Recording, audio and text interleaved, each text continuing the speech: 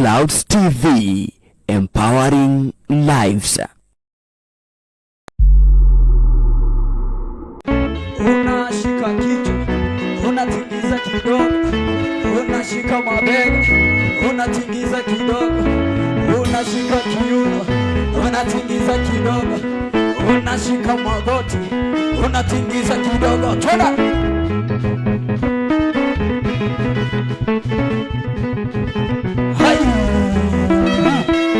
Haya, twende sote pamoja. Twende. Haleluya. Muziki wa Yesu chale. Haya.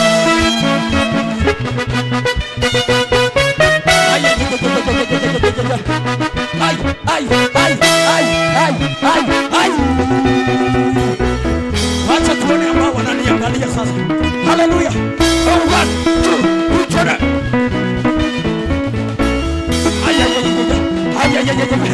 Haleluya. Mwambie Farao nimeokoka, na sitarudi tena Misri, naenda Kanaani. Mimi nimeokoka, na sitarudi tena Misri, naenda Kanaani. Wewe mwambie Farao nimeokoka, na sitarudi tena Misri, naenda Kanaani. Kwamba nimeokoka, sitarudi tena Misri. Mwambie Farao nimeokoka, na sitarudi tena Misri. Wewe mwambie kwamba nimeokoka, na sitarudi tena Misri. Mimi naenda Kanaani, naenda Kanaani, naenda Kanaani, naenda. Come on, naenda Kanaani, naenda Kanaani, naenda Kanaani, naenda Kanaani. Hallelujah. Come on, put your hands together and celebrate Jesus. Hallelujah. Asante, asante, asante. Thank you, worship team.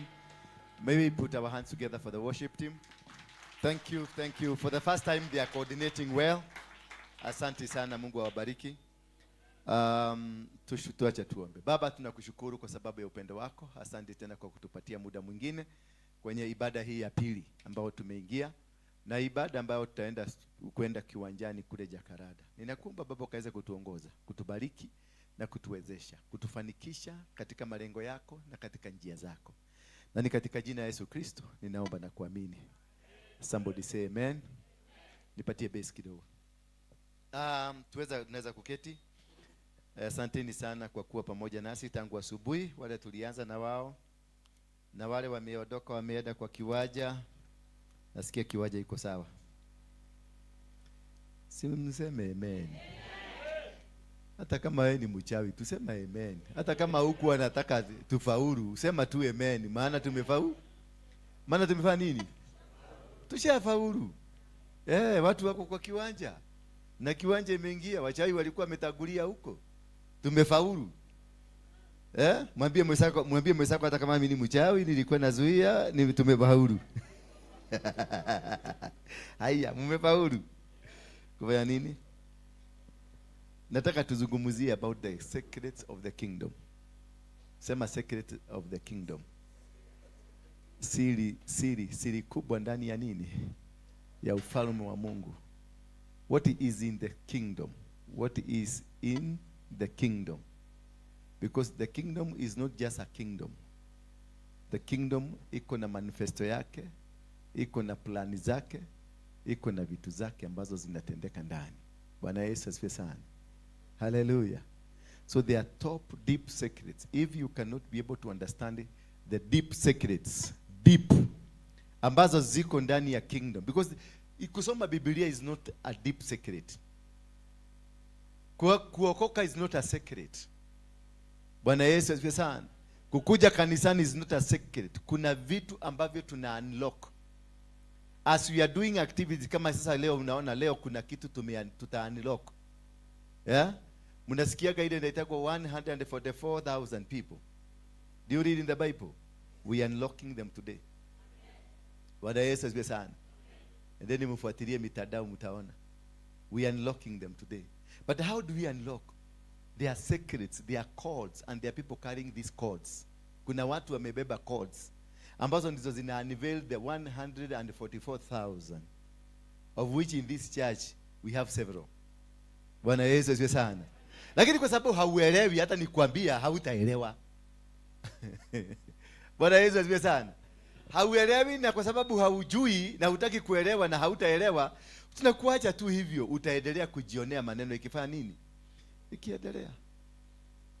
Bwana asifiwe sana. And this is what I want us to study today.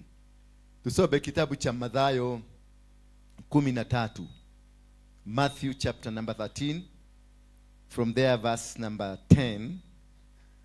We had asubuhi tulisoma, kwa wale tulikuwa na wao, tulisoma kuhusu the parable of the sower. Now let us get to the purpose of the parable. The purpose of what? The parable. Ule atatusaidia, tusaidie na Kiswahili kwa sababu wenye nchi wako hapa. Muleka lege. Yeni. Wakiona hawa wako hapa, mnajua maneno itakuwa ngumu kwangu. Msinasikia venye anasema. Mwingine pale aliniambia atanifiinya. Ule shosho aliniambia atanifiinya. Sasa nashindwa. Utanifiinya uhubiria wana nani?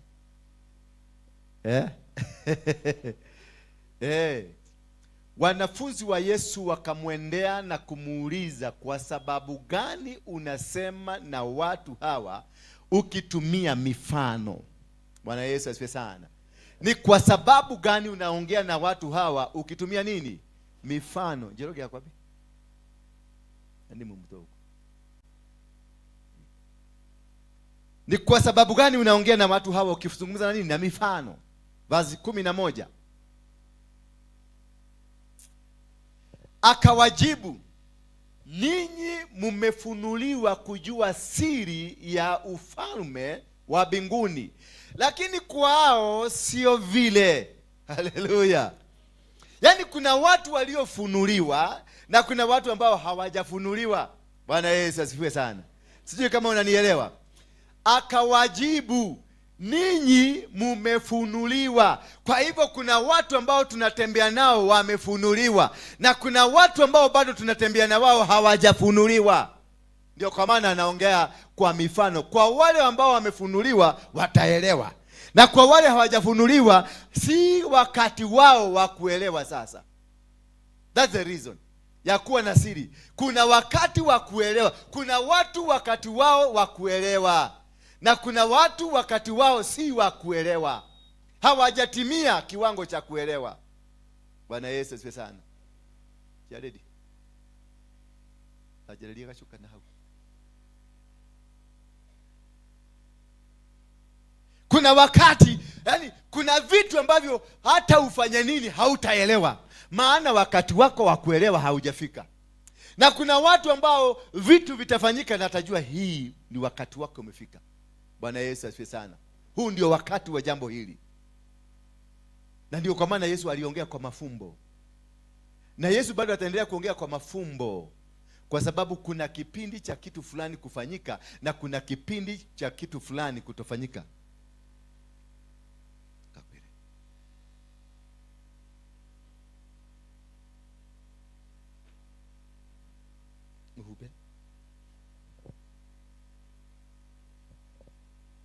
The secrets of the kingdom. Tunaendelea. Concentrate na mimi, wacheni kuangalia vitu haviwahusu. Mwedeteme shu kuna jene. Todo mweda kuona maudu moru. Muti higo muna maudu mega. Jeni.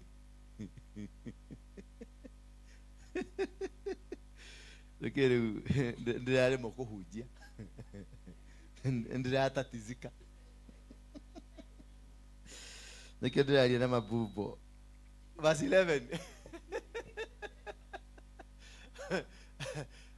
Verse 12 please. Kwa maana mtu anayekuwa na kitu ataongezewa kingine. Haleluya. Mtu ambaye ana kitu, modowe na kedo. Haleluya. Modowe na kedo. Kwa hivyo kuna watu ambao hawataongezewa, maana hawana. You got nothing in your mind. You got nothing that is happening around you. Can you ask yourself, una kitu wewe mwenyewe ndio uombe Mungu akupatie ama kuongezee? Una kitu wewe mwenyewe ambacho kinahitaji msaada wa kuongezewa. Sio kama mnanielewa? Ndio uweze kubarikiwa, lazima mwenyewe ndani yako, moyoni mwako kuwe kuna baraka fulani zinatembea. Ndio uweze kuinuliwa, lazima wewe mwenyewe uko katika mstari wa kuinulika. Bwana Yesu asifiwe sana. Hauwezi ukainuliwa kama hauko kwenye mstari wa kuinuliwa. Hauwezi ukabarikiwa kama hauko kwenye mstari wa kubarikiwa. Hauwezi kuenda mbele kama hauko kwenye mstari wa kusonga mbele. Bwana Yesu asifiwe sana. Huwezi kuwa kwenye kitanda umelala alafu unasema Mungu nisaidie, Mungu nipeleke mbele. Hawezi kukupeleka. Anapeleka watu ambao wako tayari kupelekeka. Are you ready kupelekwa? Umejitayarisha? Uko sawa sawa? Ama wewe bado ni masengenyo? Ama wewe bado ni vita? Yaani kama wewe ni mtu wa vita, utaongezewa vita. Haleluya. Kama wewe ni mtu wa masengenyo na kutaka kuona mabaya, utaongezewa hayo mabaya. Hicho ndicho kitu kile utakuwa ukikiona. You can't see what you are not seeing, what you don't have. You cannot be blessed with what you cannot be able to sustain. Hauwezi kubarikiwa na kitu ambacho kwako ni nadra, hakiko, hauna. Hello. Yaani wewe ndio kitu, hauna kitu. Wewe hauna. Maana yule mama aliyekuwa anaomba anasema ako na deni, aliulizwa uko na nini? Akawa na vibuyu vikawekwa mafuta vikajaa, vikawekwa kingine kikajaa, kwa sababu vilikuwepo, na vilipojaa vyote mafuta ikakadika. Kwa hivyo mafuta haiwezi kukuja kule hakuna mahali pa kuwekwa. Maana mafuta ya Mungu haimwagikangi chini. Haleluya. Lazima iwekwe kwenye poti fulani. Lazima iwekwe kwenye kiwango fulani. Jiulize sasa wewe mwenyewe, jiulize, kwa sababu nimeomba nahitaji msaada. Mimi kwangu, am I ready to receive? Do I have anything? Am I empty? Maana wengine wanakujaga kanisa, they are empty. Yaani hata ukijaza hakuna kitu kinaingia. Hata ukifanya jambo lolote, they cannot even comprehend what you are doing. Bwana Yesu asifiwe sana. Hallelujah. So because they are empty, hawana chochote. Biblia inasema ile verse 13, is it 13 or 12? Kwa maana mtu, ni kwa sababu hiyo ninasema nao kwa kutumia mifano, kwa kuwa wanaangalia lakini hawaoni, nao wanasikiliza lakini hawasikii, wala hawafahamu. Yaani watu wako na macho wanakuangalia lakini hawaelewi inawaambia nini. Wako na macho wanakuangalia lakini hawaoni chochote. Wako na masikio na hawasikii. Wako na kila kitu lakini hawavitumii. You are in the ministry but you cannot be able to know why you are in the ministry. You are in the church but you cannot be able to understand ni kwa nini uko ndani ya kanisa. Uko kwenye biashara lakini hauwezi kuunderstand ni kwa nini uko kwenye ile biashara. Bwana Yesu asifiwe sana. Uko na huduma lakini you don't understand the principles of your huduma. Hauna kabisa. Hauna kabisa, you are just empty. Na ndio nakuta watu wako tuko wengi kwa nisani, lakini ukiuliza kila mtu alielewa nini, hakuna mtu atakuelewa kile, atakwambia kile mwingine amekielewa. Kila mtu ameelewa kivyake. Bwana Yesu asifiwe sana. Kila mtu ameelewa differently. We understand these things differently because the capacity yetu ya kuelewa maneno kama haya, capacity yetu ya kufanya biashara, capacity yetu katika ndoa, capacity yetu katika shule, capacity yetu katika maisha yetu ni tofauti. Watoto wanazaliwa kwa pamoja na mzazi mmoja, baba mmoja, mama mmoja, lakini wanakuwa na utofauti mkubwa. Maana maelezo, kuelewa ndio tofauti, kuelewa ndio kugumu. Hata kwenye hapa tunahubiri, vazi ni moja tunasoma, Biblia ni moja tunasoma, kanisani tuko pamoja, but understanding ndio problem. Understanding becomes a big challenge, and that is why you have failures in ministries, failures in churches, failures in activities, in whatever that you are doing there is failure. Kuna kutokuelewa, kutokujua, lakini sisi zote tulifundishwa mahali pamoja. Na ndio Bwana anakuuliza, mlipatiwa nafasi moja ya kunawili, mlipatiwa kiwanja kimoja, mlipatiwa mahali pamoja, mlipatiwa kila kitu ambacho ni kimoja, lakini katika matumizi yake ikakuwa kuna utofauti. Kuna aliyekuwa nyuma, kuna aliyekuwa mbele, kuna aliyetangulia, kuna aliyebaki nyuma, na kuna aliyefika kabla wengine wafike. Bwana Yesu asifiwe sana. Basi nyingine hiyo tuendelee. Hivi yametimia kwao maneno haya yaliyosemwa na Mungu kwa njia ya nabii Isaya. Yametimia. Maneno haya ambayo mnayaona yametimia, yalinenwa na nabii Isaya, lakini bado hawajaona. Bwana Yesu asifiwe sana. Yesu mwenyewe ni chanzo cha nabii Isaya. Maana nabii Isaya ndiye alitabiri Yesu. Walikuwa na Yesu, wanatembea na Yesu, lakini hawakuweza kujua unabii wa Isaya ndio umetimia.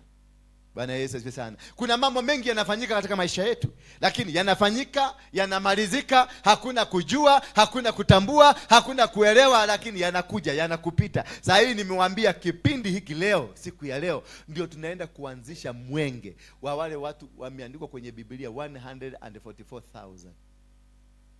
Lakini kabisa hamutaelewa. Najua hamutaelewa. Sema hatutaelewa.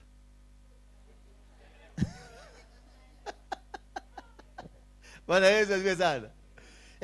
Maana wengi hawatajua nini kinatendeka. Ukiona nafanya crusade, nafanya mkutano, kuna jambo linafanyika katika ulimwengu wa kiroho. Mimi sifanyangi crusade kwa sababu ya crusade. Sifanyangi crusade kwa sababu tunaenda crusade. Nafanyanga kwa sababu kuna agizo la kitu fulani ambacho kitatendeka. Kifunguo kimepatikana. Tuna unlock. Tuki-unlock leo mpaka mwezi wa 8 mtaona vitu hamjawahi kuona. Kuna mamlaka itaongezeka kubwa sana. Bwana Yesu asifiwe sana. Kuna nguvu itashuka kubwa sana. Kuna kishindo kitaonekana kikubwa sana, na watu watakuwa na mishangao mikubwa, maana yatakao tendeka from now to August. You've never seen them.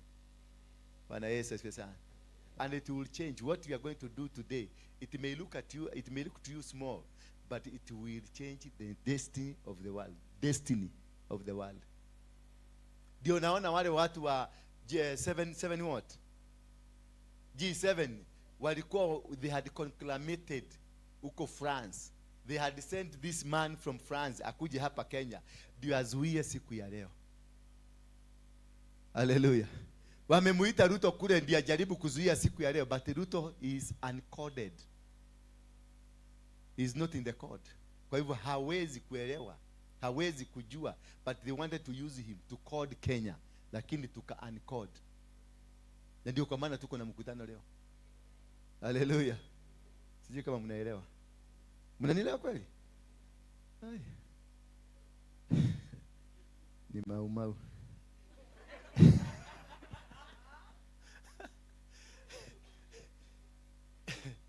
Hivi yametimia kwao maneno haya. Yametimia.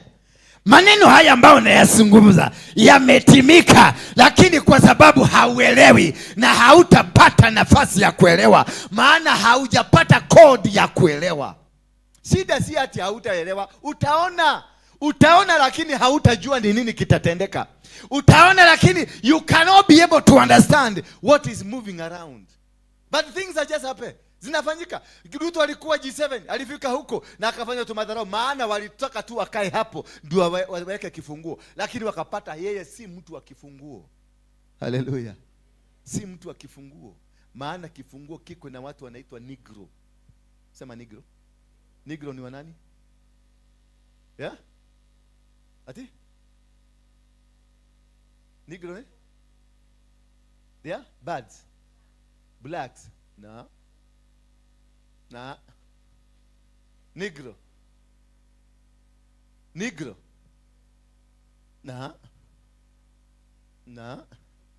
sasa unaona hamuelewi, hamujui. The Negroes are the Bantus.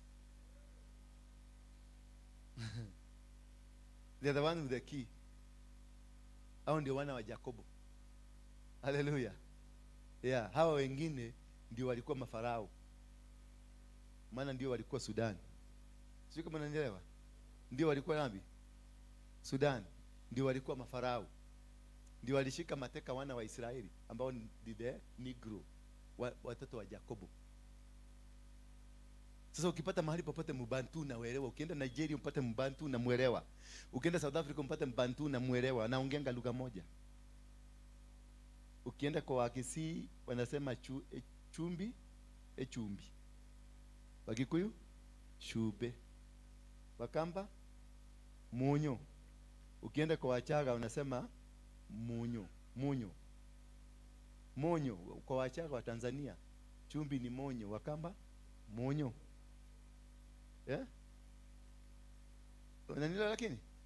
Na ukienda kwa Waluya munyu. Chumvi ni Kiswahili. Ichumbi. Munyu kwa Waluya ni munyu. Yes. Ukienda kwa Wazuru ni monyo. Umeona sasa? Ni lugha moja lakini utofauti wa zones. Sasa tuko hapa na hamuelewi that you are a Negro, you are a Bantu, a child of Jacob.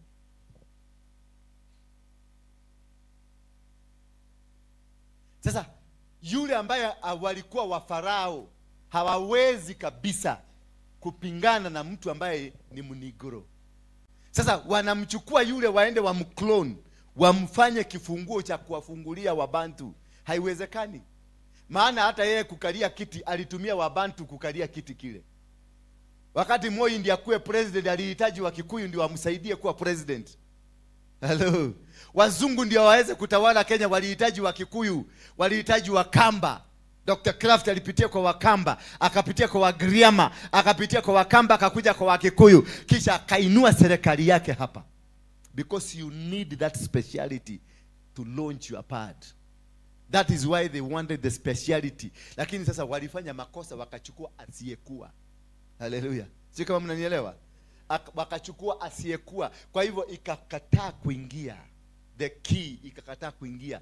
That is why today we are going to launch the same key ambayo ilikuwa ilonjiwe G7. Jika ni muranyita. Haya maneno mtayazungumza na hamtayaelewa, mtakuja kuelewa uzeeni kama hamna meno. Mkiwa kibogoyo. Hallelujah. Mkiwa nini? And this is what we are calling the secret series za ufalme. Maana ufalme, Biblia sio kusoma Biblia. Ufalme sio ufalme tu. Ufalme uko na vitu vyake. Ukiingia kwenye kitengo cha polisi kiko na siri. Utakuta kuna kitengo cha polisi za nani cha CID, kitengo cha polisi cha GSU, kuna kitengo cha polisi cha AP, kuna kitengo cha polisi cha anti-stock theft, kuna vitengo mbalimbali vya polisi, na katika vile vitengo viko na code ya operation yao. They can only operate within their codes. Ukienda mwambie mtu wa GSU na mtu wa CID, mwambie mtu wa DCI aende akakomandi mtu wa GSU, atakwambia hapana, tunahitaji kusikia kutoka kwa code yetu, ama inasema signal, wanaitanga signal, imetumwa ama haijatumwa. A signal has to be sent for that person to understand wanafaa kufanya nini. Hello. Utasikia amekwambia kuna red tape na vitu kama hivyo, hautaelewa. Kwenye nani? Kwenye walkie-talkie utasikia Alfa Romeo.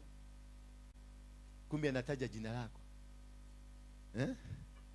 Kama ni jina Grace na unasikia nakwambia Grace Romeo. Sasa wewe uje unasikia utasema nilisikia akisema Grace Romeo fulani, yani majina yalitajwa hapo sikuelewa. Walisema Grace, wakasema Romeo, wakasema Alpha, wakasema Sia chai. Watatumia tu uje amekusoma jina yako amesema Grace. Lakini wewe unasikia atisema Romeo, Grace, chai na nini? Hakuelewa because there is a top secret. A coded language. The kingdom of heaven is a coded language that is only understood by the people who are coded like the same. Sasa mnaweza kutembea na mtu, mnatembea na Waruigi hapa na hamjuagi ni nini mnafanya. Kumbe kuna kitu kilifanyika, kuna kitu kipya kilionekana, kuna jambo moja lilifanyika na hamkujua. Mlikuwa mpaka kwa hiyo uwanja na kukatendeka hilo jambo likafanyika, lakini hakuna mtu haukuelewa. Unauliza wewe haukuona? Kama wakati tulienda mlima the last time we went to the mountain. The last time hapana, mlinikuta kwa mlima, si ndio? Ile Gine.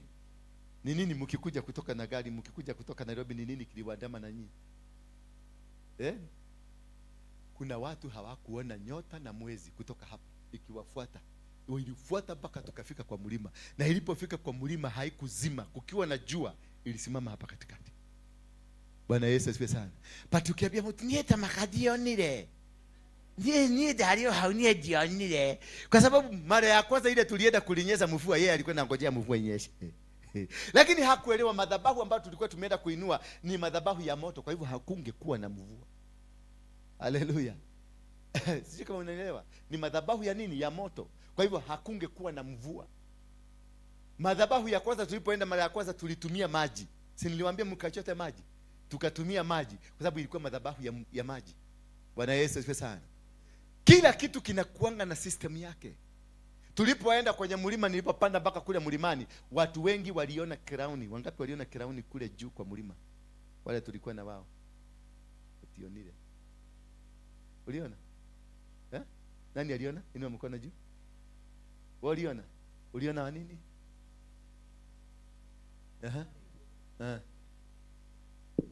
Na wewe uliona nini? Crown. Nani mwingine aliona? Wengine hawakuona, tadamadi hakuona. Bwana Yesu asifiwe sana. Kwa sababu kuna vitu vimefichwa. Mungu ameficha vitu ndani ya vitu. Ameficha vitu ndani ya watu. Wako na macho na hawataona, wako na masikio hawatasikia, wako na mambo lakini wako na kila kitu ambacho kinahitajika kuona, but they could not be able to see. Bwana Yesu asifiwe sana. Hata sasa wakapi waliamka leo asubuhi mapema? Uliona nini? Kuna kitu uliona? Kuna kitu mliona? Kuna wingu lilikuwa limetoka chini limepanda mpaka juu, limeguza huko juu kabisa, alafu lilikuwa na moto ndani. Sasa mnaanza kusema niliona. Uliona wapi? Tuendelee next verse.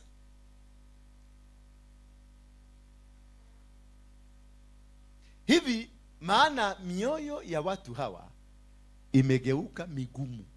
Sababu ya wewe kutokuona ni kwamba una moyo mgumu ambao hauwezi kuelewa, hauwezi kuona. Imegeuka migumu, wameziba masikio yao. Hata ukifundishwa namna gani unakuta hawezi kusikia, hawezi kukubaliana na watu, unapambana tu na hali na unang'ang'ana na vitu ambavyo hauelewi. Watu wanasema direction tunaenda hivi, lakini they don't want to hear. Wanataka visarakasi, wanataka vituko, wanataka mirukaruko, kwa sababu you are not rukarukaling. Wenye wanazoeza, wamezoea. Now God is giving a new dimension. Ile dimension ya Kikristo ambayo tumekuwa nayo, ile ya mahubiri hiyo na wahubiri hao na hiyo vitu zote, imefika kikomo leo. It's a new dimension. Hawa wazee wote ambao wataendelea na hiyo dimension ya 4 world churches imefika mwisho leo. Imefugwa. The 4 world churches. We are getting into the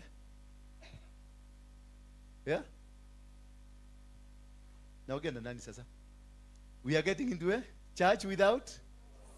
We have gotten now into officially the church without wall. It will be much popular, much strong, because hiyo rodhigo inaondolewa, ndio wale ambao walikuwa wamejitengenezea kingdom zao ziaguke. Bwana Yesu asifiwe sana. Kuna wale walikuwa wametengeneza kingdoms zao na ndio sasa zinaenda kuporomoka. Already zimeporomoka. As you are talking zimeporomoka. You are not going to witness such things again. You are not going to witness kingdoms za watu. You are going to witness the kingdom of heaven, the kingdom of God. My church. My church has come to an end. It is the kingdom. It's not about the religion. It's about the denomination. It is about the kingdom, not about the church, not about the religion. The religion has come to an end. Kanisa imefika mwisho. Sasa we are starting with the kingdom. We'll be talking about the heavenly kingdom. We'll be talking about the power of God. We'll be talking about the systems of heaven. We'll be talking about the secrets of heaven. Na sasa ndio mtafunuliwa mafunuo ambayo utaona vitu ambavyo vilikuwa vimefichika, utaanza kuviona kwako kutoka leo. Bwana asifiwe sana. Maana mioyo ya watu hawa imegeuka, yani kwa sababu anaongea kwa mafumbo, kwa sababu macho yao hayaoni, kwa sababu masikio yao haisikii, ni kwa sababu mioyo yao ni migumu. Hawawezi hata kwa kaambiwa change imeingia, akaambiwa Yesu amefanya nini, ameshuka. Maana Yesu huyu ambaye walikuwa namuangalia ni yule aliyetabiriwa wakati wa Isaia, lakini because mioyo ni migumu hawakumtambua. Walikuwa naona tu mvuvi, walikuwa naona tu beach boy. Bwana Yesu asifiwe sana. Haleluya. Wameziba masikio yao, nao wamefunga macho yao. kusudi wasipate kuona. Wamefunga ndio wasikubaliane na mageuzi. Wamefunga ndio wasikubaliane na njia ambazo Mungu anawaambia. Wamefunga masikio ndio wasisikie ati kuna change. Wamefunga masikio ndio the church without walls inainuka. Hawataki kusikia. Batireda kuigwa none marame ya yeku. Wanajua inafanyika, wanajua inatendeka, lakini they want to refuse. They want to say no. Ndio msiongee na yeye, anaziba masikio ndio asihakusikia. Bwana Yesu asifiwe sana. But it has come. Tuendelee bami, tuendelee tupatie tu hiyo. Nao wamefunga macho yao kusudi wasipate kuona, nao wasipate kusikia. Wamefunga masikio wala wasipate kunigeukia, nami ningewaponyesha. Kama wangegeuka, I could have healed them. So the healing has failed to come because there is a refusal for us to agree to God to heal us, for us to be delivered, for us to be changed, for us to be transformed, for us to be made afresh and new again. We need to be healed, and only to be healed is listening and hearing the word of God. And because we are not ready to hear that, hatuko tayari kabisa. We are not ready to understand. We are not ready to comprehend. We are not ready because tumefunga masikio, tumefunga macho, tumefunga kila dimension. That is why we are not able to be revealed into the secrets of heaven, because we don't belong to them. Until ukubali, moyo wako ukubali. Until masikio yako yakubali kuona, kusikia. Until macho yako yakubali kuona, that is the only you are going to be revealed. The spiritual understanding of different dynamics. Bwana Yesu asifiwe sana. Wala wasipate kunigeukia, nami ningewaponyesha. The reason we are not healing, there is no healing sasa inafanyika. The reason there is no transformation.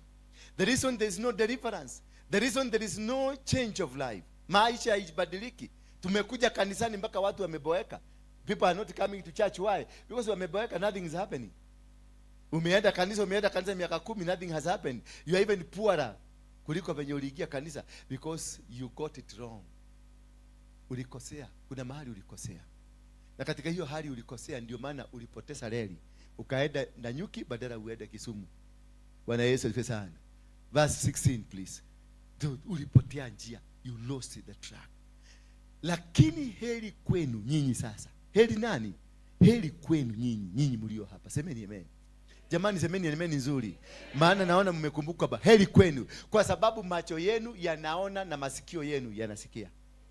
Sijui kama ni nyinyi nazungumzia ama kuna watu wengine ambao nawazungumzia, lakini naona si kama ni nyinyi, ni watu wengine. Yaani heri nyinyi masikio yenu yanasikia, heri nyinyi macho yenu yanaona. Maana Mungu akiwa mbinguni ameona kweli masikio yenu yanasikia, macho yenu yanaona. Bwana Yesu. That is why God has chosen this time to reveal to you the secret of the 144.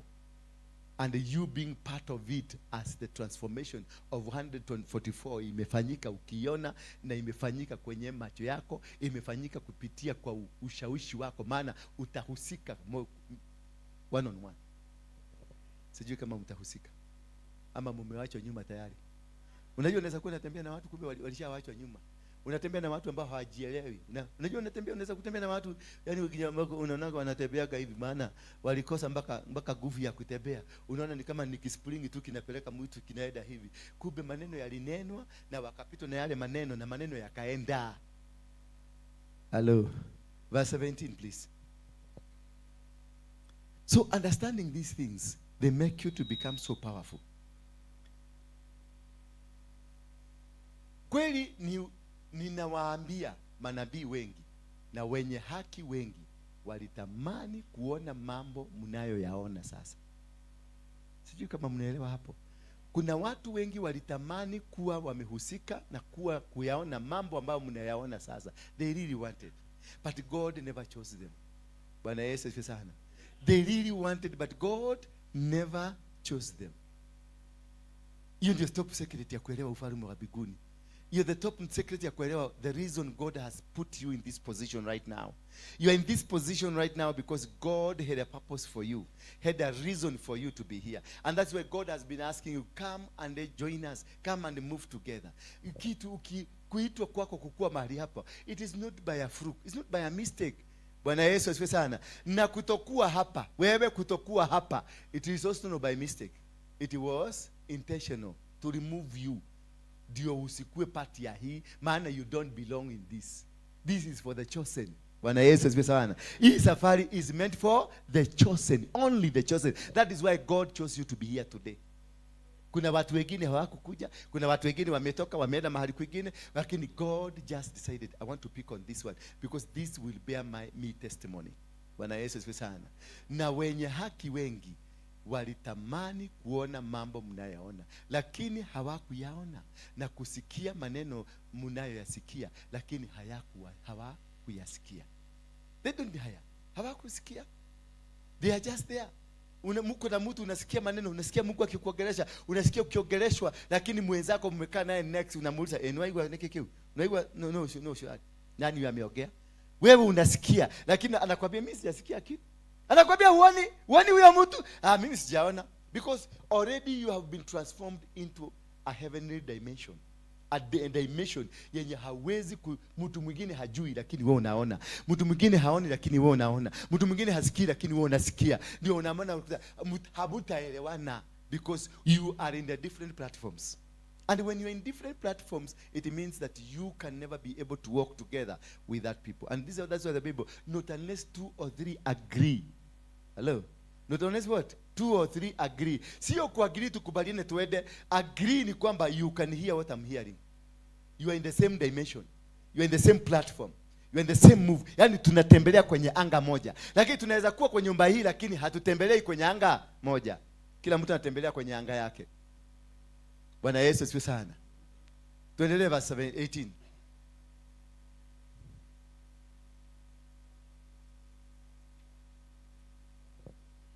Basi msikilize maana ya ule mfano wa mpandaji wa mbegu. Ile tulisoma asubuhi, wale walikuwa kwa service ya asubuhi. Kwa msikilize kwa ile story ya mpandaji wa mbegu. Mwenye alipanda mbegu lakini hazikukua kwa usawa, maana kuna zile zilienda zikaanguka juu ya mawe, kuna zingine zilidungwa na miba, kuna zingine zilikauka, na kuna zingine zilimea. Sasa itategemea wewe ulilelewa kwenye msingi gani. Under what foundation did you come up? Ulikuwa kwenye msingi gani? Msingi wako unaweza kukuwezesha kufaulu. Msingi wa neno lako unaweza kukuwezesha kusimama. Msingi wa neno lako ama understanding of the gospel, understanding of the word of God can it lead you to understand the secrets of the kingdom, because the most important thing is to understand the secret. Si ku understand kama sasa tunaonanga Mama Maria hapa akisema ameona Yesu. Bwana Yesu asifiwe sana. Ameona malaika hapa. Si uongo, anaona. Lakini kwa sababu wewe haujui the secret ambao wanaitumia, maana yeye anatumia code ambayo walipatiwa na baba Mudharu. Bwana Yesu asifiwe sana. Baba Mkirini wako na secret. They see things that we don't see. They see things. Ukikutana na Lejo Maria hapa asubuhi utawakuta maelfu ya Lejo Maria wakitembea mji wa Nairobi miguu kavu. Wamevaa manguo marefu, wanazunguka huko, wanazunguka, wametoka Kayole kule, maelfu na maelfu. Wewe hautaelewa ni nini wanafanya. Mimi ambaye nimefunuliwa nitaelewa. Nitakutana na Wahindi kule Westland wakitembea miguu mikavu, hawana viatu. Wewe hautaelewa, utaona wajinga, utaona watu wasiojielewa, lakini mimi ambaye nimefunuliwa nitajua hawa wanamiliki nchi. Bwana Yesu asifiwe sana. Wewe utakutana tu na kimutu wa Islamu, unafikiria ni viatu hawana, wamekosa kununua viatu kwa sababu hana pesa, lakini anazunguka akiwa na ile rosari yake akizunguka miji yote ya Nairobi, akizunguka mitaa yote ya Nairobi, hawana viatu. Wewe unafikiria ni kwa raha zao. Si kwa raha zao, kuna kitu wanamiliki. Wewe unakaa tu umekauka, unasema nie digevie magoro nie hata kutembea na miguu viatu, nikwambie tuzunguke Nairobi utakataa, maana hauelewi maana hiyo. Mimi nitazunguka maana ninaelewa. Bwana Yesu asifiwe sana. Kuna siku moja tulisema tuzunguke Nairobi, tukaambiana watu wengi, tulikuwa kikundi kikubwa sana. Kulikuwa na watu karibu 100 ambao tukaambiana kutoka hapa kanisani tuzunguke, wengine wapitie hii, wengine wapitie hii, wengine wapitie hivi, tuzunguke Nairobi mzima alafu turudi hapa tuinue dhabihu, tuone venye Mungu atafanya. Watu walibaye, tulikuwa karibu watu 100, lakini tulipotoka hapa hivi watu walienda wakiingia magari wakienda home. wakiongozwa na ule kale kapasta kalikuwa kanaita Pastor Sami. Alichukua mtoto yake wao akaingia, walikuwa hapa. Nikawapatia mafuta, nikawamwagilia mafuta na nikawaosha mpaka miguu, nikamwambia twendeni sasa mmebarikiwa. Pastor Sami alienda akaingia gari na mtoto wake wakaenda. Kwanza wakakula chips hapo. Akaenda kiedaga. Alafu kesho ndiye anataka kuja kushika microphone. Bwana anasema mtaenda kubarikiwa namna gani? And we are not together. We are not sailing together. Ulituacha tukaenda kupambana na mashida na wewe ukaenda kukula. Nyumbani ukaenda kulala. Maana you are not part of the game. And this is what makes us fail. Because kuna mambo tunaambiwa tufanye kwa pamoja. Lakini wewe kwa sababu ya vituko zako, ujanja zako na ganga zako, na kwa sababu wewe ni muganga, ni mchawi ndani ya kanisani, hauwezi kujumuika na wale wengine. Wewe unawaacha wakifasi, unaenda unajipagusa. Naenda bahari po juzi hapa. Niliambia hawa nani, hawa wanaitwa nani intercessor. Mwita kwate. Praise and worship team. Nikaambia kila Thursday mlikuwa mnakuja manilini? Mlikuwa mnakuja lini? Thursday kesha, mimi kesha hapa. Alafu unakuja.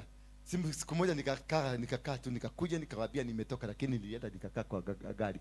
Nilikuwa na kagari kingine kadogo, kwa hivyo walijua si yuko, wanajua gari lingine. Sasa mimi nikakaa huko. Sasa nilikuwa nataka kupimia nijue kama hawa watu ni sawa. Kukaa kidogo nikaona mkubwa wao mmoja ameteremka. Akaenda. Mimi nikamfuata. Pole pole nyuma tu. Anioni. Nimevaa kakepu kangu nimekaa. Nikaweka mask. Nikaenda nikamfuata. Akaenda. Sasa nikampigia simu. Nikamuuliza kunaendeleaje kesha? Akaniambia tuko sawa. Apostle tuko sawa. Tunaendelea vizuri. Ni maombi hata sasa tuko hapa, kila mtu wako hapa. Ni maombi hata umenitoa kwenye maombi. Nikamfuata nikamwona ameingia kwa hoteli hapo, akaitisha kakuku na tu chips, akamenya alafu akarudi. Nikamwona niko kwa kagari, nikaona ameingia amepanda, nikampigia simu. Mko tayari nikuje? Ngoja kidogo tumalize maombi baba.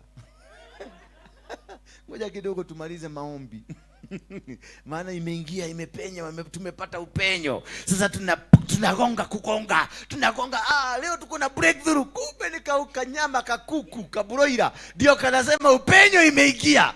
Na yeye ndio mkubwa wa nini? Wa praise and worship. Sasa kuja Sade. Ati mnakuja hapa kuogoswa na mtu ako na minyoo ya kuku. Na chips zimejaa kwa tubo. Wengine nasikia ni intercessor, lakini there is no intercessory. Anakula kakuku alafu anakuja napaka muhuhaha na weka ndio mdomo ionekane imekauka. That is how we lose it. But it's not a failure. It is not that anafanya vibaya. Hafanyi vibaya. Ni kwa sababu they don't belong to the kingdom that you are in. They cannot understand the secrets. Sasa hata ukikaa na yeye miaka 10, hakuna kitu utachange. Bwana Yesu asifiwe sana. Hauwezi kumbadilisha. Hauwezi. Kabisa hauwezi. Hauwezi. Kwa sababu you don't belong in the same kingdom. Yeye ako kwenye kingdom mwingine na wewe uko kwenye kingdom mwingine. Kwa hivyo hakuna siku mtapelekana. Hakuna siku mtakuwa na mawazo the same. Bwana Yesu asifiwe sana. Kuna mwingine utampatia kazi kama hapa kanisani, unampatia wewe kuwa sasa wewe mkubwa fulani, simamia kitu fulani. Sasa kwa sababu mpatie hiyo mamlaka kidogo tu, ameanza kupora watu. Anapora watu. Apostle amesema tunahitaji kufanya kitu fulani. Apostle anasema tunataka shilingi 1,100 ya kulipia stima. Unakuja kustukia stima haijalipwa miezi 3, unakatua stima. Watu wananiuliza si tulilipa stima? Tulilipa. Namuuliza aje? Sipaka na imekatwa. Wewe kwanza wachana hiyo mlilipa. Lete pesa tulipe hii ingine. I think kuna stima line 2. Hiyo ingine haijakatwa, hiyo mlilipa haijakatwa. Lakini hii ambayo tujalipa imekatwa. Lakini ukichunguza unasikia pesa ilitolewa. Bwana Yesu asifiwe sana. Ukichunguza nini? Ilitolewa. Lakini kwa sababu huyo mtu hamuko kwenye ufalme mmoja, yeye alikuja kupora watu. Mwingine anakunywa nasikia kidogo amepigia mtu. Sasa analia, napenda nini watoto wako wamefukuzwa wako shule. Naomba tu unisaidie nikalipia watoto wangu shule. Anakata hiyo. Anatumiwa kwa kitu. Anapigia koki. Bwana Yesu asifiwe. Koki unajua unakuanga baraka kwangu sana. kwa nini? Kwa kile nauliza, kwa nini unalia? Mimi nateseka. Tunafikiria kurudi kule nilikuwa. Nini kwa hiyo madhabahu, bwana huko hiyo madhabahu naona kama ndio mzuri. Ni nini shida? Watoto wangu wamefukushwa shule. Na nyumba sijalipa. Inaingia. Anapigia Jeni. Sasa nakuta amekusanya watu. Not because he is bad, but because ako misplaced. He is in the wrong kingdom. He is in the wrong place. So hawa watu naomba Mungu tu aondodoe, ang'oe magugu. Ang'oe nini? Magugu. Ayaondoe ndio kisha mimea iweze kukua vizuri. Bwana Yesu asifiwe sana. Because hata mkaishi miaka yenu yote hamtafaulu. Kwa sababu you are not together. Hakuna mahali mtaenda. Hakuna kitu mtafanya kifaulu. Ndio unaonanga unaanza biashara na mtu na biashara inaanguka because you are not party. You are not the same. That partner ambaye mlienda kufungua naye kazi hayuko party yako. Sasa wewe unafanya kazi kule na yeye anavuta kwingine. Kwa hivyo biashara ile lazima itaanguka. Ukaolewa na mjamaa ambaye si bwana yako. Na niliwaambia ni wale mnatafuta wanaume na wale mnatafuta wanawake, just click the code. Ambia Mungu, usitafute mume, waume ni wengi. Usitafute bwana, mabwana ni wengi. Men, husbands are many. Wacha kutafuta husband, my husband. Ama my wife. My wives are many. My husbands are many. Seek to have your rib. Kama wewe ni mwanaume, omba Mungu mwambie my rib irudi mahali ilitoka. The one that is carrying your rib is only one. They are not two. But husbands can be 10. Wives can be 10. Hallelujah. But did you get me? Yes. Omba Mungu akupatie rofaru. Haleluya. Kia kenyo ndiro kuma hau. Baiko nikyo kiu ke hau muriganetie. Gicoke.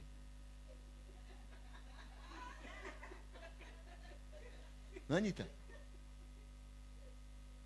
Todo angalia sasa.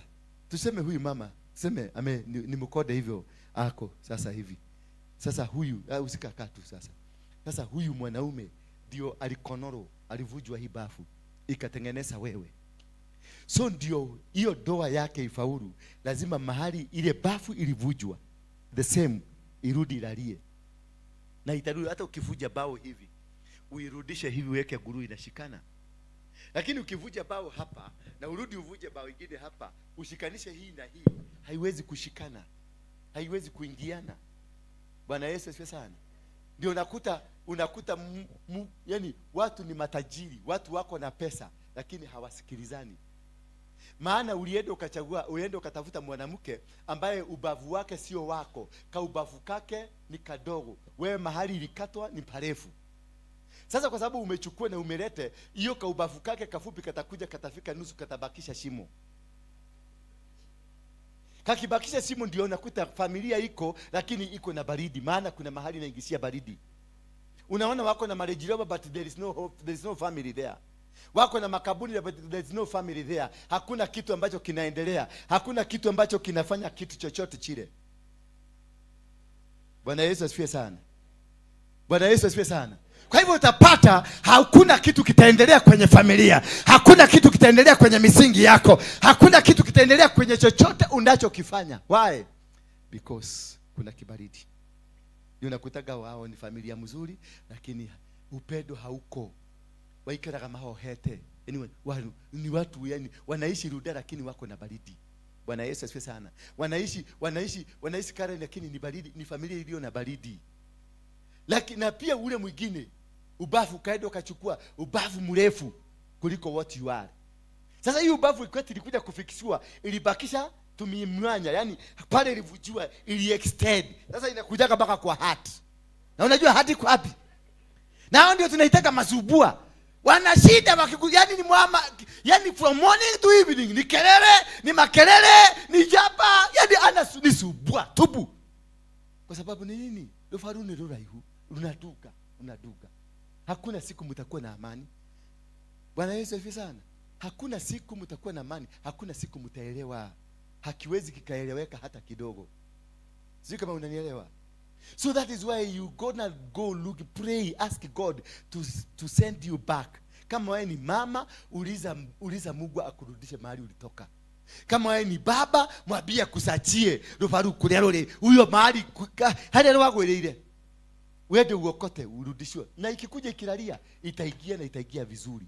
Kila kamwanya kataziba. Utakutaga hao watu hawana pesa mingi, hawana utajiri mkubwa, but it's a couple that has a lot of peace. Meda inegija unakutaga wakiwa supermarket wakienda kununua sukuma ya shilingi 5. Unaenda wanaenda wawili pamoja. Sukuma ya shilingi 5. Wanarudi wakikuja unakuta wananunua lollipop, wanakula lollipop moja kwa sababu hawana pesa. Wanarabanisha, huyu anaraba hapa na huyu anaraba hapa. Huyu anaraba hapa na huyu anaraba hapa. Because these people are at peace. Unakuta kimwanaume kama mimi kinakutana na mama ako na watoto wangapi? 5 kama 6 wakubwa wasee. Lakini kwa sababu ni yeye ubavu wangu tunaigiana. Na hawa watoto ninawapenda. Na watoto wananikubali na wananipenda. Maana the blood imerudi. Dofaru umerudi. Bwana Yesu asifiwe sana. Hebu ambia mwenzako, mimi venye nimeangalia mpaka hapa tumefika ni kama niko kwa wenyewe.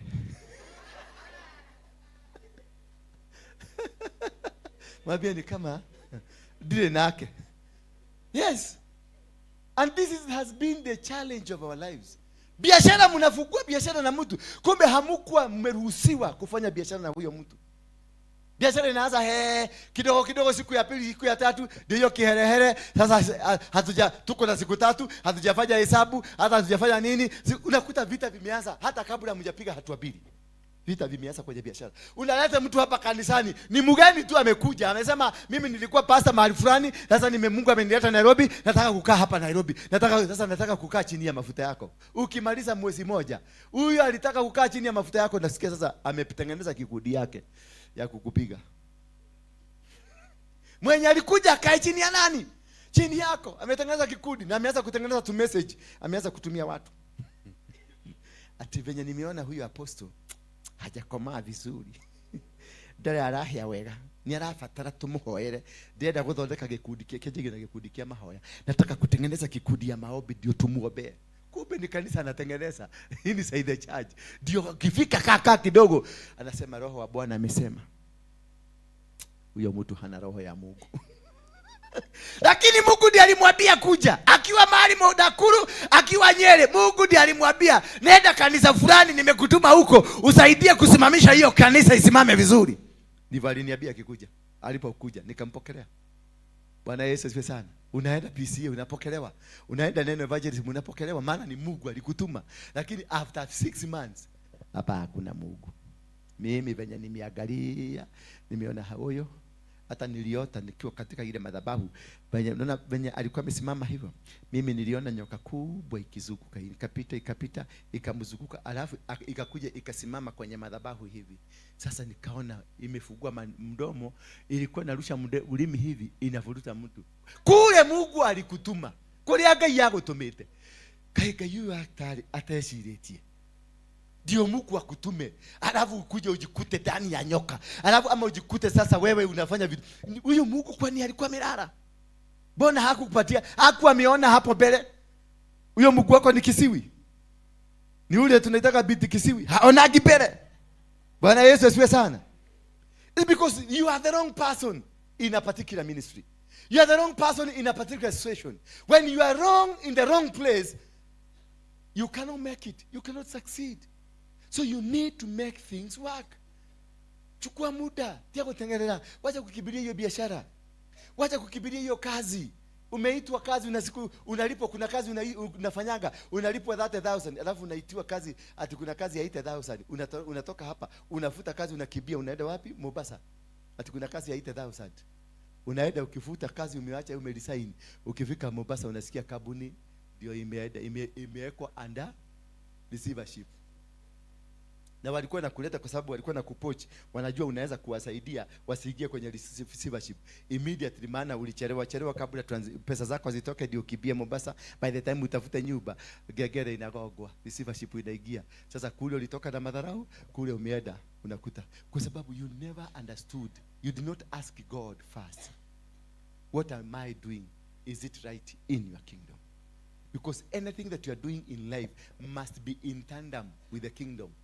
Bwana Yesu asifiwe sana. Na ukianzisha biashara kama mfano niambie Koki sasa kuna biashara tutafanya na Koki.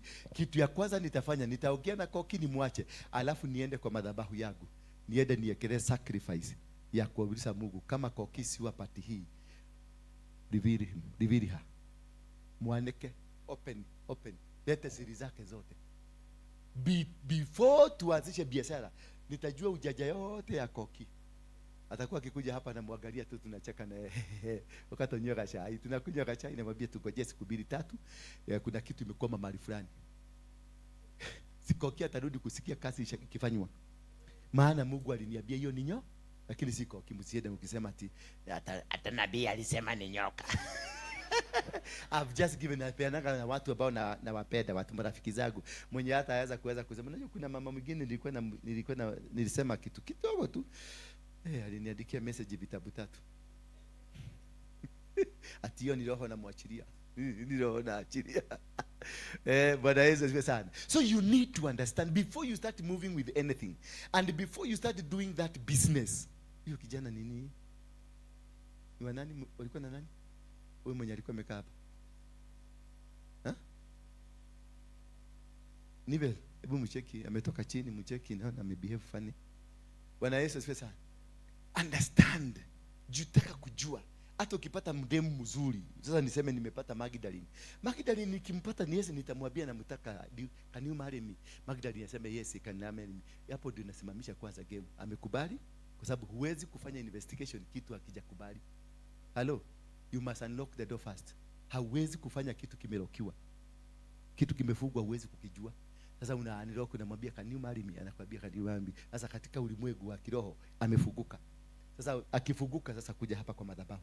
Wekelea dhabihu yako hapa. Bia Mungu nipatie ripoti ya Magdalene. Magdalene analetwa akiwa yeye mzima. Unaonyeshwa nyoka, unaonyeshwa chura, unaonyeshwa tili, unaonyeshwa kila kitu. Sasa Magdalene akikuja akasema ulisema I marry you. Let's pray. Hiyo ndio lile jambo tunaombea.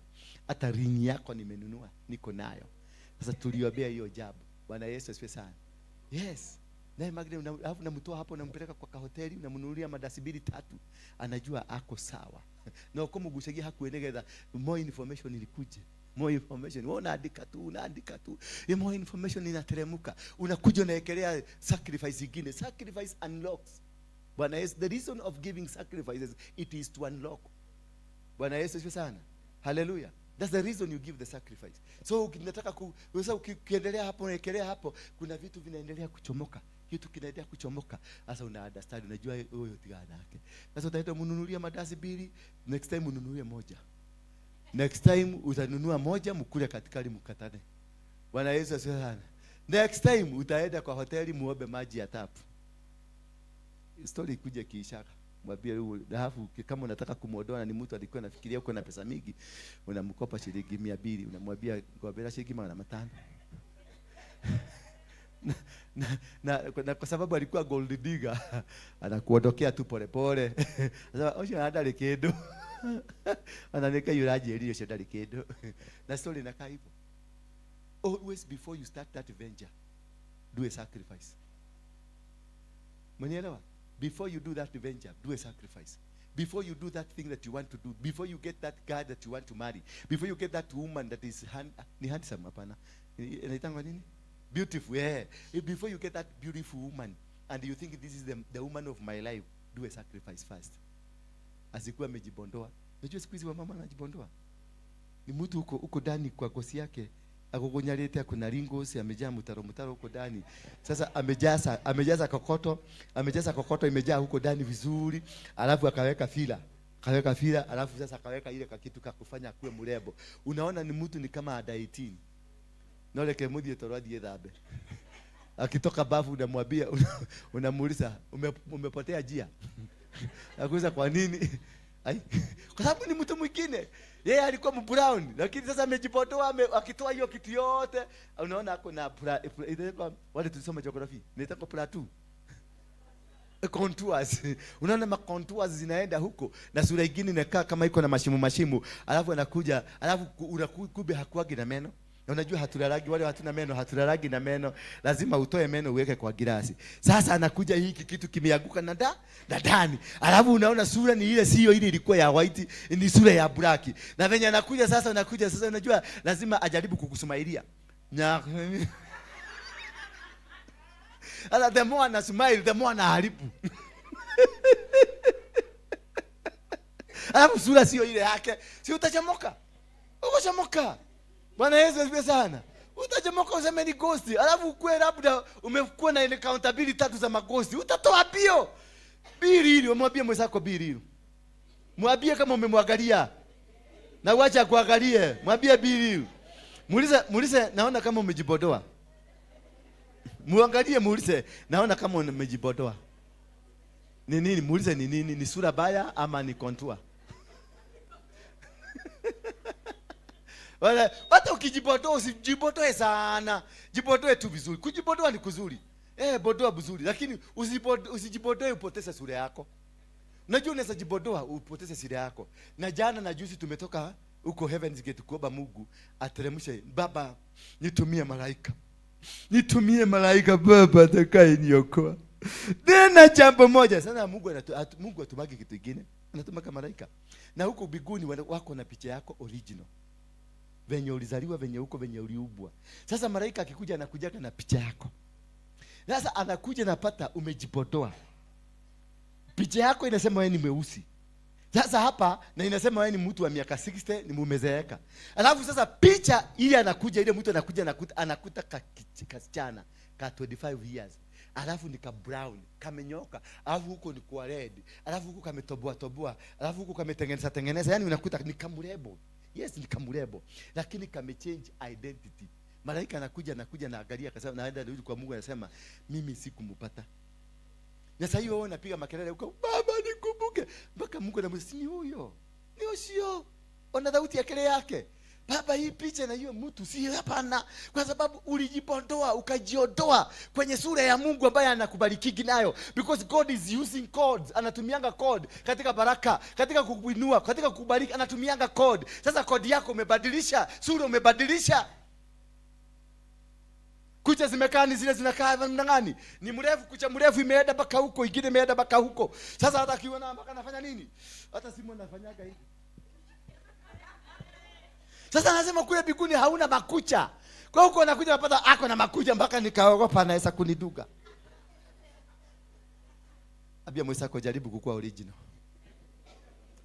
Mwambie katika kuongea kwako kuwa original. Katika kutembea kwako kuwa original. Kuna wengine utakuta kwa sababu anataka kuwa masiyo na kuta mpaka kanatembea hivi. Nasikia kitu kang. Kwa sababu CEO fulani anatembeaga, unasikia kang. Na wewe unajaribu kutembea huko mpaka unakuta huyo mtu kwa sababu ya kutembea amekuwa na bogoro. Anataka anatembea kama Drogba. Bwana Yesu asifiwe sana. Don't change your identity. Be real, be yourself. God will bless you because of being self. How you speak, how you talk, how you relate with the people, how you act, no matter the position that God has given you. Don't worry about the position. The position was part of you, was part of the system that you are, was part of the what God has blessed you with. The blessings come to the original people. They don't come to fake people. And that's why you have in church. We have fake people. Watu wengi kanisani ni fake. Why? Because they don't even understand themselves. Hawajielewi, hawajijui, wanakaanga tu hapa dunia ni vuguvugu. Sema vuguvugu. Vuguvugu ni nini? Twende hiyo ingine. Yeah. Sasa pahali zile mbegu zilipoanguka pembeni ya njia ni mifano ya watu wanaosikia habari ya ufalme na kukosa kuelewa. Sasa umesikia? Wanasikia habari ya ufalme lakini wanakosa kuelewa. Wanakosa kuelewa kwa nini? Maana ya originality. You are not an original person to understand. You are somehow fake. So kama umejiondoa kwenye the originality, it means you are thinking, you are doing of things will not be that original thing. Praise be the name of God. Pahali zile mbegu zilipoanguka pembeni, pahali zilianguka pembeni ya njia ni mifano ya watu wanao sikia habari ya ufalme na kukosa kuelewa. Yani unasikia habari, you are hearing everything but you cannot comprehend. ni uraigwa no dua hata we bado unang'ang'ana na uchawi. Kuna mama mmoja hapa wakati nilikuwa nafuga wa mama mashuka hapa, ile ya kwanza kabisa, huyo mama aliita mama mwingine hapa akamwambia, ni kwa nini umekubali kufugwa shuka? Bwana Yesu asifiwe sana. Ni kwa nini? Na yeye alikuwa hapa, yeye nilimfuga, lakini alibuliza huyu mwingine, ni kwa nini ulikubali kufugwa shuka? Unaona sasa, huyo ni mtu ambaye mko na yeye na si hamuko na yeye, maana she is on a mission. Na kwa sababu alikuwa ametarget, huyo ametarget kwa sababu ameona, kwa sababu hiyo mashuka mimi sikutaka kupeana na sikuwa nimepaka kupeana. Mimi niliitwa, nilisikia na sauti, nilikuwa mlimani kule Kongo, nikasikia sauti, nikamwambia kesho ni siku ya kina mama, wabariki, kwa sababu mama yako nilimchukua, nenda ubariki wa mama. Bwana Yesu, silikuwa Mother's Day? Ilikuwa Mother's Day. Sasa wakati nilikuwa na mafuka, nilikuwa naona mama yangu amesimama hapa akismile. Bwana Yesu asifiwe sana, akismile. Na Mungu akanismailia, akaniambia you've done it. Hapo ashoka kama hawakenda akasema urathimwo, Ngai yako rathime, Ngai yako teithie, Ngai yako eke, because ni agizo, nilifanya agizo la kibinguni. Sikufanya maono yangu, maana hata sikuwa na pesa. Si tulikopa? Ule mtu alitupatia nusu pesa, tukampatia nusu, hiyo ingine tulimlipa baadaye, maana nilifanya agizo la Mungu. Bwana Yesu asifiwe sana. Lakini kwa sababu kuna jangili nayo hapa imekuja kufanya agizo la kishetani. Hello. Imekuja kufanya nini? Agizo la kishetani, kuzuia hiyo baraka. Maana mimi kwangu ni dhabihu natoa kwa sababu ya siku kama hii ya leo. Hizo vitu naonanga nimekuwa nikitoa, natoanga kwa sababu ya siku inakuja. Kuna siku ambayo Mungu anaenda kutenda kitu. Kuna siku Mungu anaenda kubadilisha kitu. Kuna siku Mungu anaenda kuinua kitu kipya. Na katika hiyo miinuko na hiyo plani ya Mungu, kuna madhabahu utakuwa umeinua. Kuna sacrifices ufike mahali pale. Ndio tufike siku ya leo ya kwenda Soweto, lazima tukue kuna dhabihu nyingi tumetoa. By the time tufike Soweto, itakuwa kuna kitu already kishatendeka katika ulimwengu wa kiroho. Vitu hivi sadaka mnatonga haikufanyiangi sasa, inakutayarishia siku za uzoni. Kuna watu wametoa sacrifice hapa, lakini si wewe utaikulia, itakuliwa na watoto wako. Bwana Yesu asifiwe sana. Haleluya. Sasa usikuja za mimi nimetoa dhabihu, nikupada umepada. Nitamea. Na labda ulipada nini, ile mtu inaitwa mtamayo. Mtamayo takes years. Mtamayo inaweza kwenda 50 years. Mtamayo itaenda 50. Na ukipata mahindi ni 2 months. Ukipata maharagwe weeks. Na kuna vitu za days zinamea. Bwana Yesu asifiwe sana. Hallelujah. So usipande, usifanye jambo la tunatoa sacrifice we expect that day. It can happen, yes. Lakini pia give it room. Maana utaweza kuta yote hiyo kitu umefanya hapo umefanyia watoto wako. Hallelujah. Mama yangu alikuwa muombezi na tuombea sana. Na alikuwa ameambiwa ataenda Amerika. Na aliambiwa 1973 akiwa young girl. Bwana Yesu ndio alitolewa unabii. Laina alinaye. Hii Laina yuko kuja jana. Ilikuja kitambo. Na ataambiwa ataenda Amerika. Sasa mama akaanza kujitayarisha jinsi atakavyoenda Amerika. Hata kujibondoa na kujipanga vizuri jinsi atakapoenda nini. Akaanza kujipaka mafuta ya kukama ng'ombe ndio itengeneze mwili vizuri. Ndio ataenda Amerika. Mama alienda Amerika akiwa na 79 years. Nani alimpeleka? Mimi ndio nilimpeleka. Kwa hivyo maombi, yeye alipanda mbegu ilimea kwangu. Haleluya. Mimi ndio nilimpeleka. Na mimi nikamjengea nyumba, maana hakuwa na nyumba ya mawe, alikuwa na nyumba ya mbao. Isa ilibidi anisubiri mpaka nipate pesa. Kwa sababu alipanda mbegu na hiyo mbegu ikamea, lakini ilibidi ilisubiri mpaka nikuwe na hela. Yeye ndiye alinitirira, alinisimamisha, nikasimama. Ndio na mimi nikakuja kuwa baraka kwake. Kwa hivyo chochote ambacho nakifanya hapa unaweza kukivuna sasa, lakini pia unaweza kukivuna miaka ijayo. Kuna vitu umetoa zinakuwa kwa sasa, zitakuwa, na kuna zingine zitakuwa take time kukua. So that is what you need to understand, upandaji wa mbegu. Bwana Yesu asifiwe sana. Na kuna zingine utafanya zipotee, maana zilikuja kwa wakati ambao sio. Zilikuja kwa wakati ambao si wakati sawa. Bwana Yesu asifiwe sana. Kwa hivyo lazima tuweze kuelewa mambo kama hayo. Tukielewa hivyo tutajua ni kwa nini tunatoanga dhabihu, ni wakati gani tunatoa dhabihu, na tunatoa dhabihu kwa nini. Kuna dhabihu ziko na results za hapo hapo. Kuna dhabihu itakaa. Kuna dhabihu itakaa miaka, itakaa mpaka kwa sababu ya vijukuu vyako. Maana the blessings is supposed to go to the children. Kwa watoto vitoto vya vitoto vyako vinapata kufuta hiyo dhabihu umetoa, itakuliwa na vitoto vya vitoto vyako. Kwa hivyo kuna kitu kitakuwa long term, short term and mid term. And this is what you need to understand. Pahali zile, tuendelee na 20 please. Udongo wenye mawe pahali mbegu zilipoanguka ni mfano wa watu wanaosikia neno la Mungu na mara moja wanalipokea kwa furaha.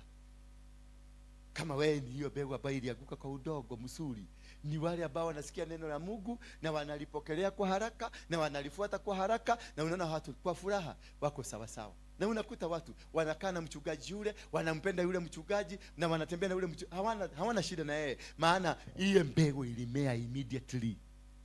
Na ilimea kwa sababu ya nini? Iliwekwa kwenye udongo mzuri. Uliza mwenzako, wewe unaona kama wewe ni udongo ya kutengeneza nyugu ama ya kumeza?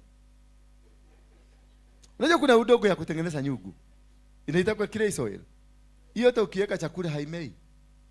Ikimea kama ni mahindi inakuwa kituguu, kwa sababu it is not loam soil. Bwana Yesu asifiwe sana. Ukipanda kwa wakati wa jua kwa cotton soil, mvua mimea yote itanyonya, kwa sababu cotton soil inapoteza maji haraka sana, itakauka. So you need to understand wewe umepandwa kwa udongo gani? Umepandwa kwa udongo gani? Huduma yako umeipanda kwenye udongo gani? Why is it that you have always problem with the church ministers? Why is it always you have problem with the people that you fellowship together? Why is it that you have problems where kitu unaonanga ni watu kutokoso na kutokosana, unaonanga vitu vingine viovu? Why does it you only see the negative things, you don't see the positive things? Ukijiuliza maswali hiyo na ujiulize, niki gitumaga nyonaga maundu mage, niki gitumaga ndona apostle mena masema igira ofi ndeciria uria meguthii gukomane, ndineciria uria mangihoya mambararie Ngai. Why is it that hauwezi kuona Mungu akiinuliwa, unaona Mungu akiletwa chini? It's because there is something wrong with you. Kuna kitu ambacho kwako, kuna mbegu ilipandwa na iko juu ya mawe ama imedugwa. Bwana Yesu asifiwe sana. Hebu jiangalie vizuri uone kama wewe ni mbegu imedugwa. Look at yourself. Hebu angalia uso yako, uone kama wewe ni mbegu imedugwa.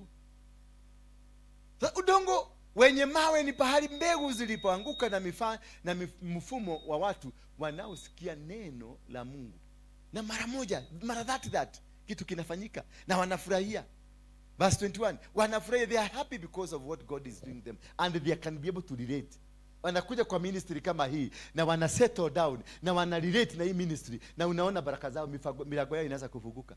Na kuna watu tutatembea nao miaka 2-3 na hakuna kitu, tangu akuja hapa alikauka, lakini halizami ndani yao. Yaani wako na neno lakini halizami ndani yao. Wanalisikia kwa furaha lakini lile neno halizami, haliingii, liko pale hija linang'ang'a, linakaa tu hivi kama mizizi.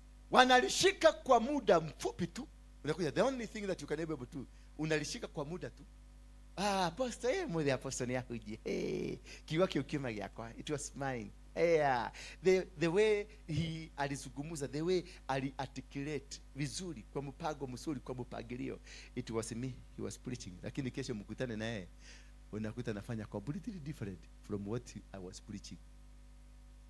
Bwana Yesu asifiwe sana. Yeye ndio utamkuta kwa jikoni akitengeneza masegenyo. Yeye ndio utamkuta jikoni akipiga mtu. Yeye ndio utamkuta jikoni akifanya kile vitu. Tofauti kabisa. Neno alilisikia lakini hana uwezo wa kuliweka. Hana uwezo kabisa wa kuweka lile neno likaweza kustahimili. Wanalishika kwa muda mfupi tu. Wakati taabu na mateso vinapowafikia kwa ajili ya neno la Mungu, mara moja wanaaguka. Kikiumana hapa kiumania hapa. Utakuta hapa nitabaki maybe tukiwa watu 2 ama 3. Kwa sababu shida ama taabu imetokea. Ndio nakuta mtu ulikuwa na marafiki wengi, wakati shida ilikupata, marafiki wote wakakuondoka. Because they are with you for a purpose. They are with you for a reason. Kuna kitu wananyonya, wanafyonza kutoka kwako. When you realize hakuna kitu no more, they are fionzing from you, wanakuondoka. Hautajua venye walikuondoka. Hautajua, utakuta pekee. Wakati utaanza kusikia una shida fulani, kuna pesa inahitajika hapa kanisani. Tuseme sasa Saturday tunanunua kitu na kila mtu akuje na pesa tununue Saturday hiyo, hautaona watu. Utaona ma apologies, sorry I won't be able to make it. Nilikibia Geshagi, nyanya yangu alikanyagwa na kuku. because they are only with you when they are eating with you in the table. Lakini wakati wewe unataka sasa services zao wakusaidie, they are no longer with you. Bwana Yesu asifiwe sana. Wakati pahali zile mbegu zilipoanguka katika miiba na mifano wa wale wanaoisikia neno la Mungu, lakini masumbuko ya dunia hii na udanganyifu wa mali vinawasonga, lile neno linalokuwa ndani yao na kulizuiza kuzaa matunda. Lile neno linawazuia kuzaa matunda. Yani, these are the people that will hear the word. These are the people that will walk. Hawa ni watu mtasimama na wao, mtatembea na wao. Lakini sasa ni wakati misukosuko ya dunia inafika, mashida zinakuja, unafiwa na mume wako, unafiwa na mke wako, unapata matatizo ya kifedha, unafutwa kazi, that time na maudanganyifu wa mali zinavyosonga lile neno linalokuwa ndani yao na kulizuia kuzaa matunda.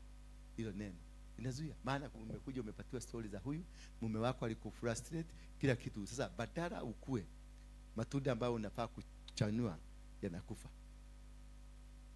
That is what has happened to many people in church. That is what has happened to many friends. Kuna watu mnakuaga kwa WhatsApp group kwa 1000, lakini wagojea siku utapata msiba. Kati ya hao 1000 utapata the only 5 ndio walirespond. 5 only. Na wametoa shilingi 500. Na kwao ulitoa shilingi 2000. Ulitoa shilingi 3000. Sasa wana kutumia 500. Sasa unashindwa hii 500 amekutumia itatunua nini? Hata mshumari. Hata mshumari kilo moja imefika 600. They don't care. They don't care. They can only care. Lakini wakati mnaenda kukula nyama na huko Gongo, wanakujaga haraka sana. Ndio wanaitisha lete Hennessy. Na Hennessy ni shilingi 6000. 1 liter. Huyo mwingine asikia ameitisha tule tu green, unaona kameza kamejaa green. Kale kagine kanakuwa gani? Heineken. Okay. Nika Heineken. Sawa. Florence kanakuwa gani? Ni Heineken. Kunakuwa Taska. Taska Malt. Wale vituko wengi. Sasa Florence unataka kuniambia inaweza kumwagika ukiwa? Nakuuliza, inaweza kumwagika ukiwa? Uone kitenda hivi eti chupa inaanguka hivi yani kimwagika ukiwa? Sikuuliza, nauliza Florence. Charity. Chupa no yako ya waini ugo melole yako ugo. Eiteke ugo.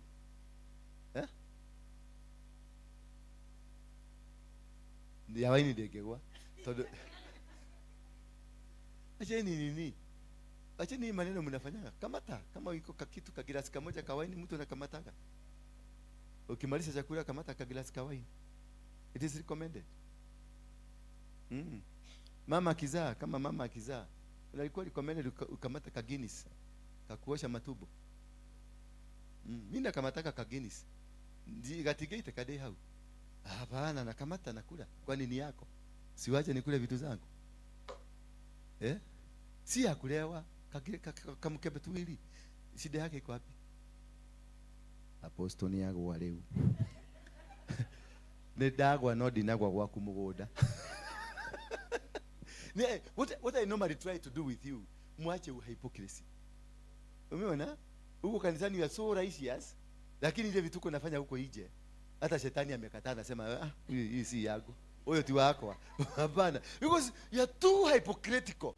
Na nyumba zenu zimejaa michupa ya wine. Imewekwa tena ya wageni. Wageni gani? Kuna mgeni alikuwa amekwambia nakuja. Unajuaje nataka askoni?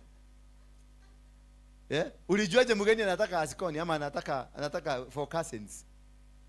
Ukaweka for cousin na mimi sikunyagi for cousin na kunywanga ile nini inaitwa nini? Ile ya mkeka, ile ya kikotoni inaitwaje? Serakas. Mimi ni wa Serakas. Umesikia? Serakas. Sasa huyu mtu sasa ako hapa. Sasa nimeanza kukua holier than thou. Ramakanderebo. Yashakaka. Na mtu wako na pombe kwa nyumba. Nikiita walevi hapa hukujagi. Tunawaambia waombi. Haukuchi. Na chupa iko chupa 5 kwa nyumba. Bwana Yesu asifiwe sana. Niongee na naongea vitu vingine ndio nikurahisishie maisha. Ukaiona ako apostle nyanyu atogini sire. Kenyumira tu dekero mehia mako. Bwana Yesu asifiwe sana. And this is the most important thing that we need to do. Open up the heart so that you can have a fertile soil ambapo mmea ikiaguka itakuwa. Wacha uhiga. Tigo higa. Hata wengine wanafanyaga tafadhali ungekunywa hiyo pombe. Ile vituko watu wengine wanafanyaga hapa. Hata tafadhali kunywa pombe. Kile timusima wewe ukikojoa kwa barabara. Hado hama udomalia meka oni hado wake. Hata huyo sasa Simeona amekasirika.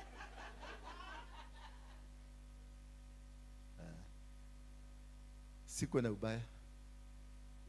Ni neno limefika huko. Twende next verse tumalize. Twende sasa kwa kiwaja.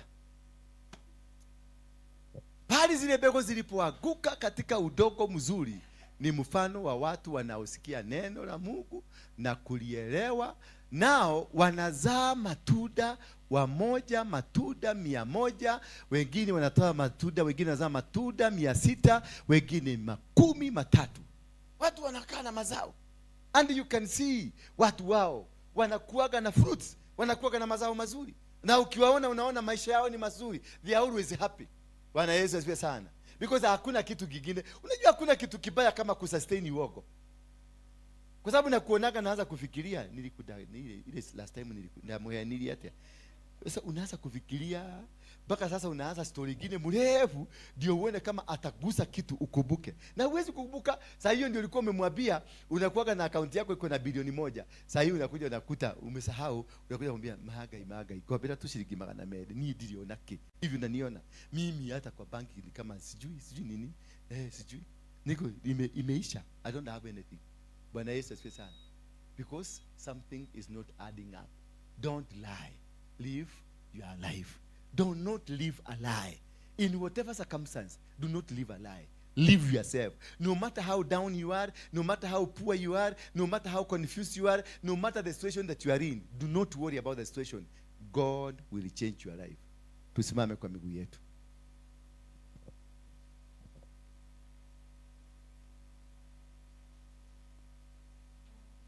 Worship. Tayarisha sadaka yako.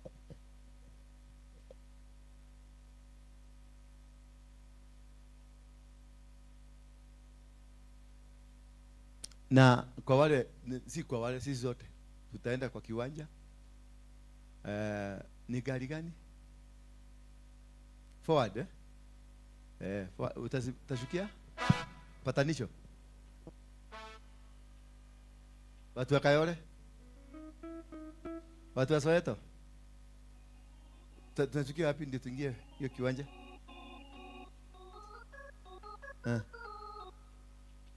Sawa. Sasa ni kuchukua gari moja itishwe, hawa watu watajaa gari 2. Tuende kwa kiwanja, watu wengine washafika huko, tuendelee na kazi ya Mungu. Bwana Yesu asifiwe sana. Leteni sadaka zenu hapa.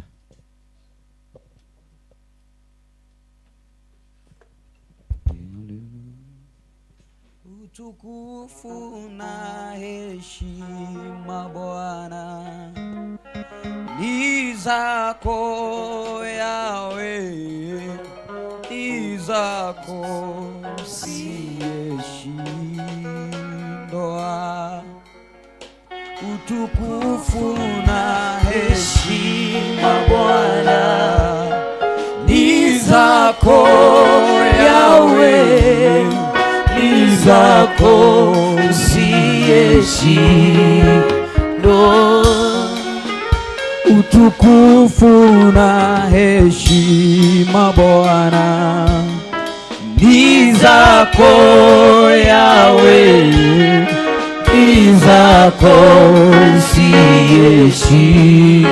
Sema utukufu na heshima Bwana ni zako Yawe, ni zako siyeshindwa. Sema utukufu na heshima Bwana ni zako Yawe, ni zako zako usiyeshindwa. Sema utukufu na heshima Bwana ni zako Yawe, ni zako usiyeshindwa. Twasema utukufu na heshima Bwana ni zako Yawe, ni zako usiyeshindwa.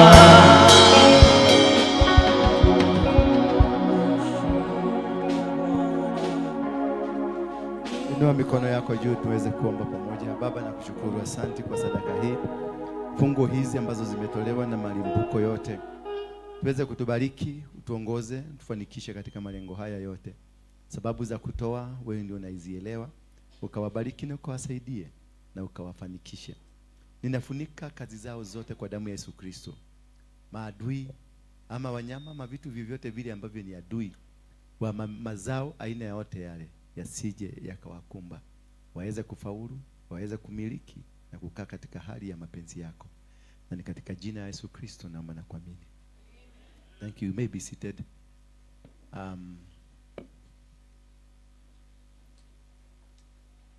Kwa hivyo sijui nani atawa coordinate